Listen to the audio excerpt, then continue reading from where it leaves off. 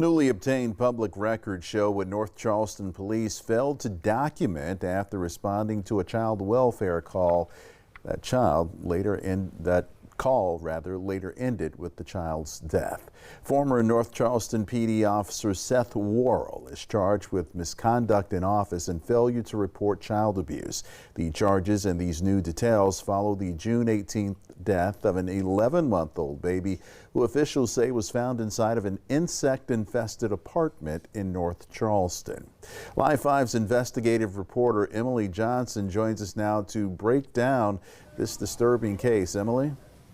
Raphael, North Charleston police previously shared that Worrell visited the home on May 27th and June 15th for calls of a child being malnourished just before the child was later found dead 2 days later. 911 call records on June 15th show the baby's father had requested the welfare check and for DSS to be called, claiming the mother was not feeding the baby, not taking the child to a doctor, and smoking weed. Body camera footage recorded when Worrell entered the home describes he saw the child who was visibly emaciated. But despite the condition and allegations of neglect, documents say Worrell made no attempt to search the home, did not inspect the room where the child slept, and took no protective action to ensure the child's safety. When Worrell left the home, he shared the details with his senior officer, Nicole Frontiera. Documents say that Frontiera made no attempt to lay eyes on the child even after Worrell said that the female was saying inside that home that the child was malnourished.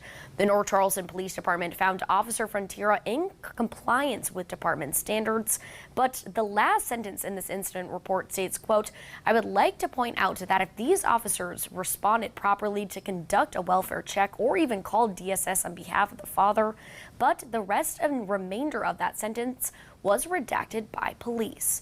Now, not only did the two officers not conduct a proper welfare check, but they never filed a report on the incident.